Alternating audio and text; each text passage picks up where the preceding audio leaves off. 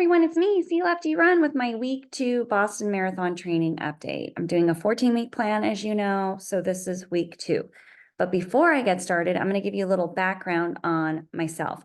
First, I was going to start the video by saying, oh my gosh, I have 59 subscribers. I just need one more to get to 60, and I don't have to do that because I have 60 now. So yay! It's so funny because my nephew's like, how many subscribers do you have? I was like, 59. And he has like 1,800. He has 1,800 subscribers. He's 13. He does like haircutting videos and scooter videos. I was like, I'm gonna get you, Arthur. You wait. So anyway, it was funny. But thank you for subscribing. And if you haven't subscribed, please push the subscribe button. That would be great. I'm not greedy. I'm not greedy. Be nice to get to maybe like, I think the next goal will be 75. So yeah, just small incremental things. So let me give you a little background. I'm 45 years old. I have 2 teenage boys. I'm married. I started this channel because it took me freaking 15 years to qualify for Boston. And when I was trying to qualify for Boston, there was literally like no information on how people were qualifying for Boston. I would see like, oh, a couple years ago, that person was running, 4-hour and 30-minute marathons, and now they qualified for Boston. How the heck did they do it? And so when I finally figured out what worked for me, I was like, I want to share this with other people who are also trying to figure it out. So that's how the channel started. I do have a video. My first video was how I qualified for Boston at 43 years old. Now I'm 45 and I'm working on my second Boston. I started running in college. No, not on like the college track team, not like cross country running. Oh no. In high school, I used to eat Cheetos while walking the mile. That's what I did. And I was not athletic at all. I put myself through college. I worked full time and I had a studio apartment. And I remember like my clothes were just kind of tight. And I was like, oh gosh, my dryer must be too hot. The dryer I'm using is just too hot. That's why my clothes are tight. So I'm talking to my sister and I was just like, yeah, I think the dryer's too hot. My clothes, like they're not fitting. And she's like, well, I think you've put on some weight. I was like, what? And that was when it clicked. I was like, oh my gosh, I can't eat a tray of brownies and think I'm not going to gain weight. So I couldn't afford a gym membership. So I was like, well, what can I do for free? Oh, I can run. And here I am now. I've been running ever since. So that is how it all started. Yeah, so I just thought I would share that with you in case you didn't know. Week 2, I ran 45-ish miles, a little more than 45 miles. On Sunday, I did 6 miles at a 9:41 pace. My heart rate was a 140.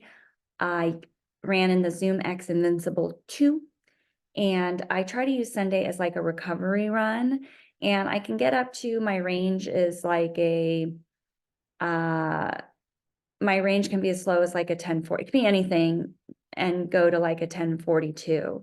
I do find when I slow down much beyond 10, my gait changes, and I don't like that. So I do just go out. I don't really pay much attention to my watch, and I just do what feels good that day. So on Sunday, it was a 9:41. On Monday, I did 6. It was Martin Luther King Day. I knew I had some strides. So I wore my Saucony Ride 15 shoes. My average pace for Monday was a 9:33 and my heart rate was a 140. On Tuesday, I had a workout. I can't do workouts before work. I have to be at work too early. So on Tuesday, as these runs get longer, I do them after work.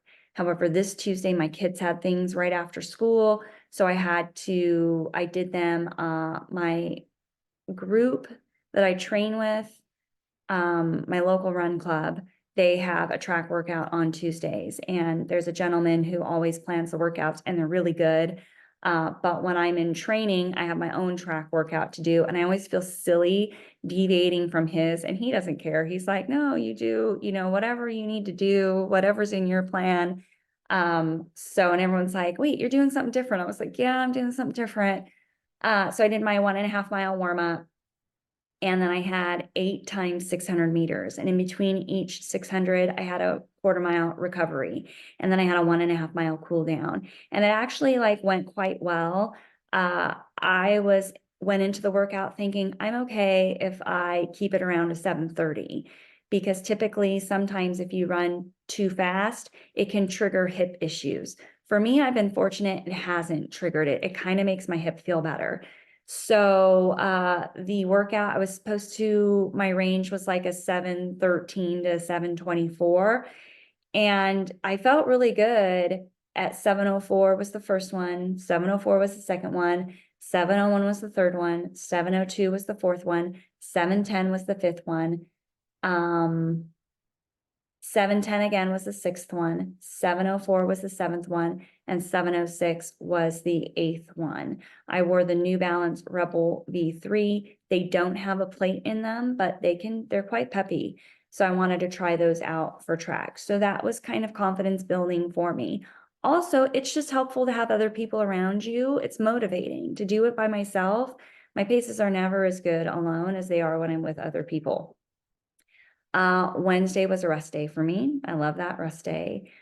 Thursday, I had a 7-mile run total, and 4 of those miles in the middle were at marathon pace. Now, it did not go well. I kind of felt like trash on Thursday, and I wasn't expecting it. After I had finished running, what I realized was, oh, I did not take in enough carbs on Wednesday, the day before.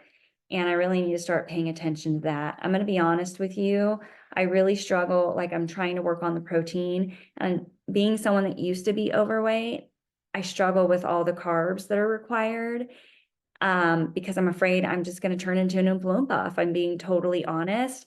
And so sometimes I think, oh, I can get away with this, and I can't. That's the reality of it, is I can't. So I did my warm up, and then I had, my first mile was an 8:09, and my pace range was an 8:06 to an 8:16. So my first one was 8:09, my second one was 8:07, my third one was 8:03, and my fourth one was 7:53. Like, on paper, that sounds really good, but I didn't feel great. I felt like it was a struggle. And then there would be little things like my shoe was a little loose. So I was like, let me stop and tie my shoe. Did I need to tie my shoe? No. But when you're mentally struggling in a run, you'll find any excuse to like pause your watch or slow down. And so I was using these little excuses to like pause and tie my shoe. Oh, I'm a bit thirsty. Let me get some water.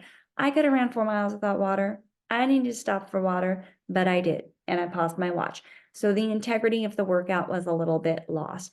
Could I have kept my watch running? Yes, but then that would have gotten in my head even more. The good news is I was able to like pick it back up afterwards. When I'm really struggling, even if I pause my watch and then I start up again, like, I can't get back on track. So at least I was able to get back on track. And the lesson was, girl, eat your carbs. So, yeah, so that's what I have to focus on.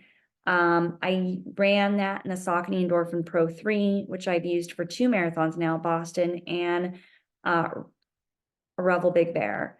So now it's my training shoe, and because I'm cycling it out, but I really love that shoe. Friday I did 6 easy. My average pace was a 9:32. My heart rate was a 1:45. I did some strides. I believe I wore the Saucony Ride also on that run. So Saturday's run, I was going to do it in Palos Verdes. We had rain coming. My friend from my run club, who's also running Boston, there's 2 women who are running Boston, and they've always kind of done their own training. I've never really ran with them when they've trained for Boston before. So it's really nice of her to say, hey, we're running in PV if you want to join us. And then the rain was coming, so she said, hey, we're not going to do PV. We're going to keep it local, because in PV, like, there's like landslides and things like that. So you don't want to mix rain and running and landslides, not a good thing.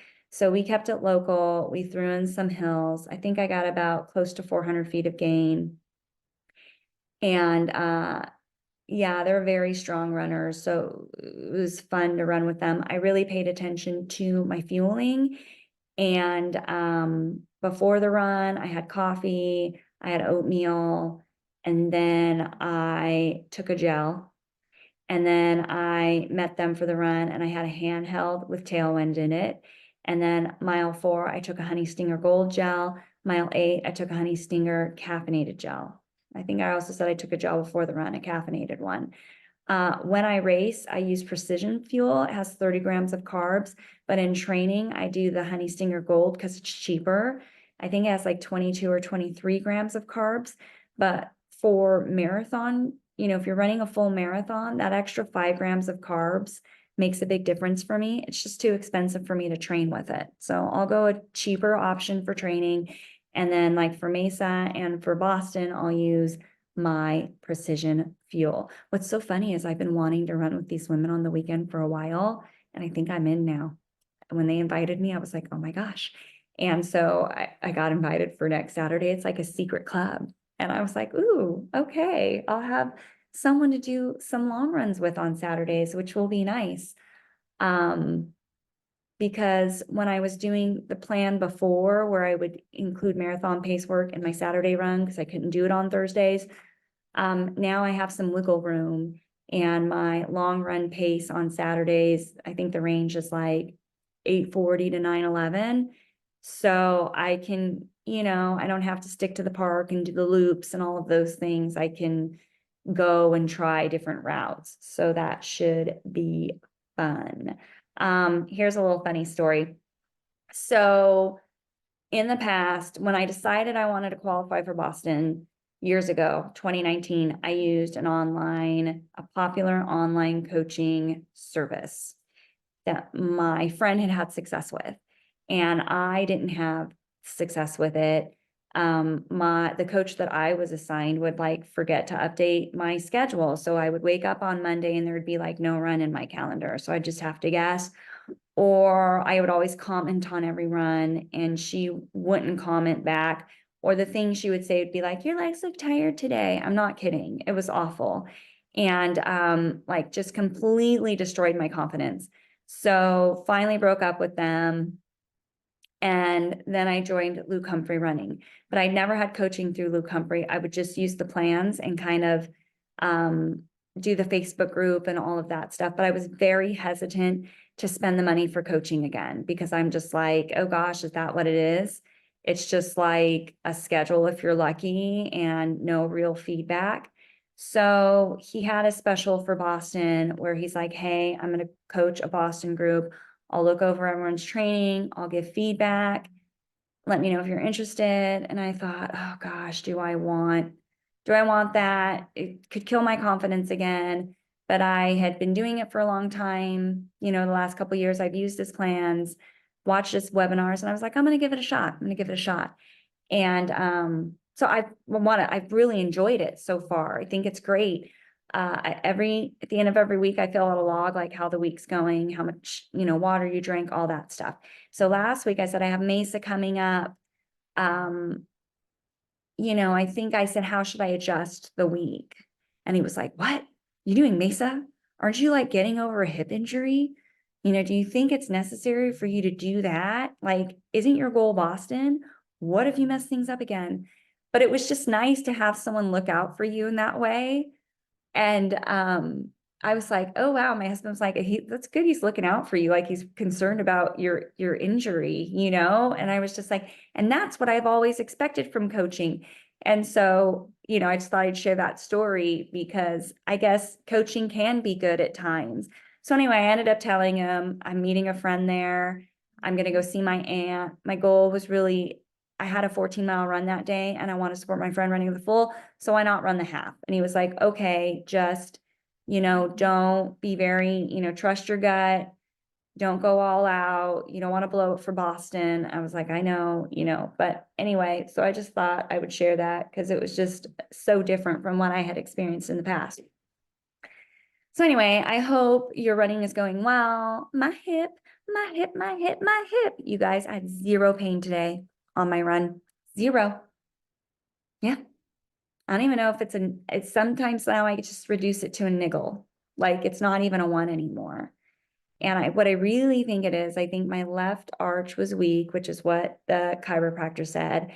And what I'm noticing is I have a really tender spot in my knee, my left knee. And I don't feel it when I'm running, but when I self-massage it or whatever, I'm like, ooh, and it's different from the right. So I'm curious then if it's a knee weakness, which is like making my quad overwork, and that's what's pulling on my hip. So I've been really working on my knee. I did the Believe in the Run wrap on my knee last night. And today when I went out for my run, no pain, no pain. Today I ran in the Saucony Triumph 20. It's a good shoe too. So anyway, I just thought I'd share all is well. I'm really liking my Dynamic Runner app. I'm not like lifting heavy. It's not like anything like that. It's like, resistance band stuff. But hey, I'm like out of pain, so something's working. Anyway, see you next week. Bye.